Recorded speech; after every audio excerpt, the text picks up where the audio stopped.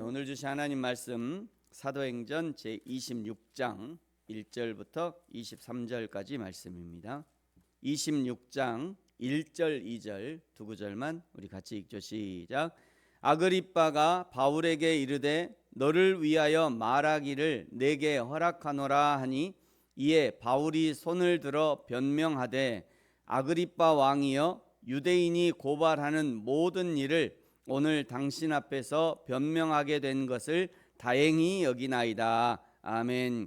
총독 베스도가 자신에게 찾아온 분봉왕 아그리빠에게 직접 바울을 신문할 기회를 주자 아그리빠 왕이 로마 분봉왕의 정복을 입고 바울을 신문합니다. 1절에 아그리빠 왕이 바울에게 발언권을 주죠. 너를 위하여 말하기를 내게 허락하노라. 바울은 먼저 유대의 종교적 관습과 고질적인 논쟁을 잘 알고 있는 아그리빠에게 변론하게 된 것을 다행으로 여기면서 청중의 권위를 존중합니다. 2절에 아그리빠 왕이여 오늘 당신 앞에서 변명하게 된 것을 다행히 여깁니다. 3절 당신이 유대인의 모든 풍속과 문제를 아심이니이다. 바울은 인간적인 아첨이 아니라 상대방이 가진 지식을 인정함으로써 복음 증거의 합법적인 발판을 마련한 겁니다. 헤롯 아그리빠 2세가 유대인의 풍속과 문제를 잘 알게 된 배경은 그가 에돔의 혈통과 에돔이면 거의 사촌지간이죠. 이스라엘과 에돔의 혈통과 또 유대의 하스몬 가문, 마카비 가문이죠. 하스본 왕가의 혈통이 섞인 가문에서 태어났고 비록 완전한 유대인은 아니었지만 유대 사회를 통치하기 위해서 대대로 유대교의 관습과 구약 성경 그리고 구전 율법을 철저하게 교육을 받았다고 합니다. 뿐만 아니라 로마 황제로부터 유대교 대제사장을 임명하고 면직할 수 있는 강력한 권한을 부여받았기 때문에 대제사장을 세우고 성전 행정을 감독하기 위해서 바리새파와 사두개파 간의 신학적 논쟁, 부활과 천사에 관한 것과 그리고 유대 율법의 세부 조항, 풍속, 관습이나 규례나 이런 것들을 완벽하게 파악해야만 했습니다. 그렇지 않으면 유대 사회를 통제할 수 없었기 때문이죠. 4절부터가 바울의 이제 구체적인 변호의 시작입니다. 먼저 자신의 과거를 말하고요. 5절에 내가 우리 종교의 가장 엄한 팔을 따라 바리새인의 생활을 했다. 6절 내가 여기 서서 신문 받는 것은 하나님이 우리 조상에게 약속하신 것을 바라는 까닭이니. 7절에 이 약속은 우리 12지파가 밤낮으로 간절히 하나님을 받들어 섬김으로 얻기를 바라는 바인데 아그리빠 왕이여 이 소망으로 말미암아 내가 유대인들에게 교수를 당했습니다. 바울이 신문 받는 궁극적인 이유는 이 소망 때문이죠. 이 소망 때문에. 이 소망은 헬라어로 엘피스라는 단어인데 이것은 구약의 선지자들을 통해 약속된 메시아의 도래와 죽은 자의 부활을 의미합니다. 여러분 우리도 늘 이 소망으로 충만한 삶을 살아야 합니다. 이 소망이 충만하면 세상의 차별, 불편함, 가난, 고난, 억울함, 억눌림 우리가 이 세상에서 겪을 수 있는 모든 인생의 고난을 거뜬히 이겨낼 수 있어요. 거뜬히. 여러분 이 천국 소망으로 부활의 소망으로 충만하시기를 축복합니다. 8절에 당신들은 하나님이 죽은 사람을 살리심을 어찌하여 못 믿을 것으로 여기시나이까 하면서 기독교가 유대교와 단절된 이단이 아니라 구약 언약의 참된 완성임을 분명히 하고 있습니다. 9절에 나도 이전엔 나사렛 예수의 이름을 대적했지만 10절 그래서 성도들을 핍박하고 옥에 가두기도 했다. 11절 외국성 다메섹까지 제가 갔다. 13절에 다메섹 도상에서 예수님을 만난 것을 간증하죠.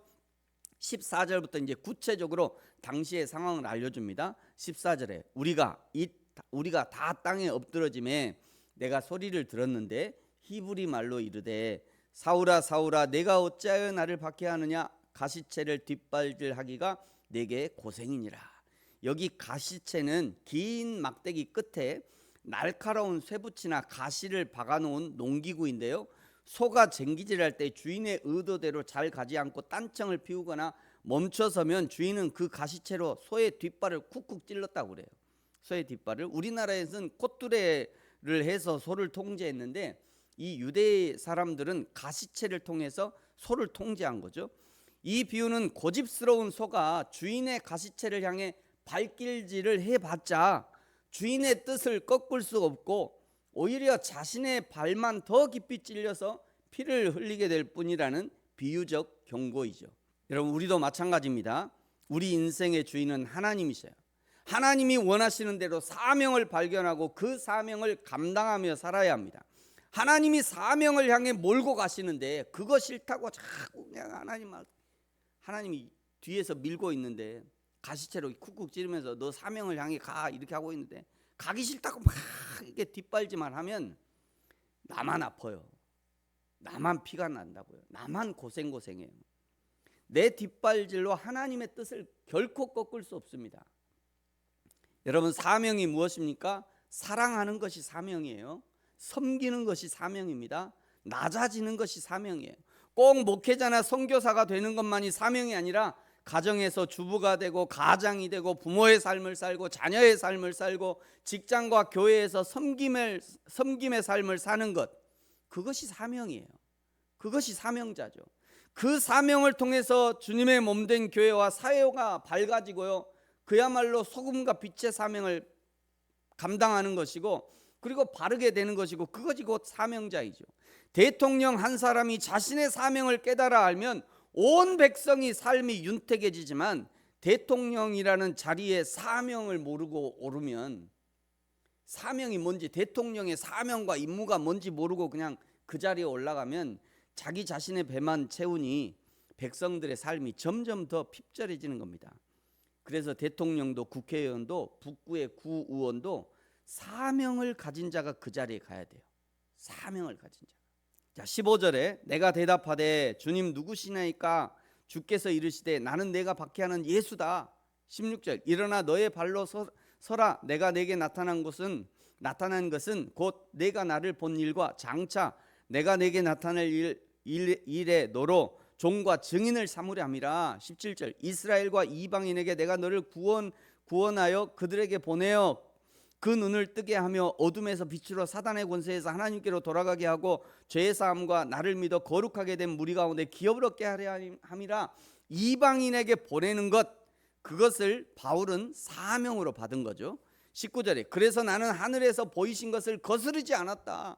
20절 다메섹과 예루살렘과 온 유대와 이방인에게 회개하고 하나님께 돌아오라 전했다. 21절 그런 나를 유대인들이 잡아 죽이려 했다. 그리고 22절과 23절이 상당히 중요한 고백입니다. 자, 22절과 23절 같이 읽겠습니다. 시작. 하나님의 도우심을 받아 내가 오늘까지 서서 높고 낮은 사람 앞에서 증언하는 것은 선지자들과 모세가 반드시 되리라고 말한 것밖에 없으니 곧 그리스도가 고난을 받으실 것과 죽은 자 가운데서 먼저 다시 살아나사 이스라엘과 이방인에게 빛을 전하시리라 함이니이다 하니라. 아멘. 이 고백을 통해서 알 수 있는 것은 바울은 유대교와 타협하지 않지만 그렇다고 해서 구약의 역사적 유산을 버리지도 않습니다. 복음은 약속과 성취의 구절을 가지고 있는데 바울이 모세와 선지자의 글을 토대로 복음을 변증하는 것은 구약의 약속이 신약의 예수 그리스도를 통해서 성취되고 있음을 변증하고 있는 거예요. 이 22절과 23절이 우리 그리스도인들이 가지고 있어야 할 신앙의 태도와도 연결됩니다.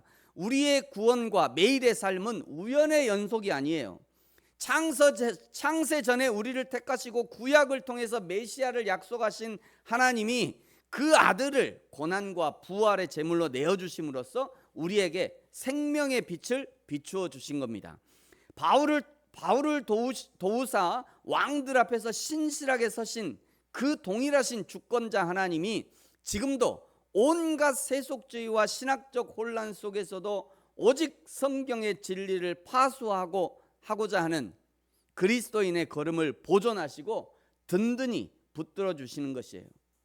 그 하나님 앞에 오늘도 흔들리지 않는 신앙으로, 변함없는 신앙으로, 오직 하나님의 영광을 드러내는 신앙, 오직 하나님께 영광을 올려드리는 신앙, 그것이 저와 여러분의 신앙이어야 합니다.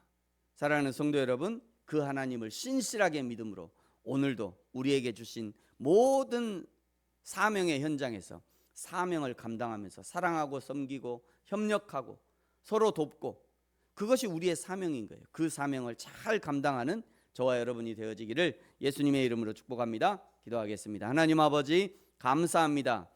오늘 우리가 하나님의 은혜를 누리는 것은 우연의 산물이 아니요, 내 힘과 내 능력도 아니요, 오직 태초에 작정하신 하나님의 작정하심의 결과요, 지금도 여전히 우리를 붙들고 계시며 우리를 인도하시는 하나님의 인도하심의 결과임을 믿고 감사합니다. 날마다 나의 십자가를 지고 십자가를 단단히 붙들고 이 신앙의 길, 자기 부인의 길을 걸어갈 수 있도록 우리 하나님 인도하여 주옵소서. 감사합니다. 예수님의 이름으로 기도합니다. 아멘. 하늘에 계신 우리 아버지, 아버지의 이름을 거룩하게 하시며 아버지의 나라가 오게 하시며 아버지의 뜻이 하늘에서와 같이 땅에서도 이루어지게 하소서. 오늘 우리에게 일용할 양식을 주시고 우리가 우리에게 잘못한 사람을 용서하여 준 것 같이 우리 죄를 용서하여 주시고 우리를 시험에 빠지지 않게 하시고 악에서 구하소서. 나라와 권능과 영광이 영원히 아버지의 것입니다. 아멘.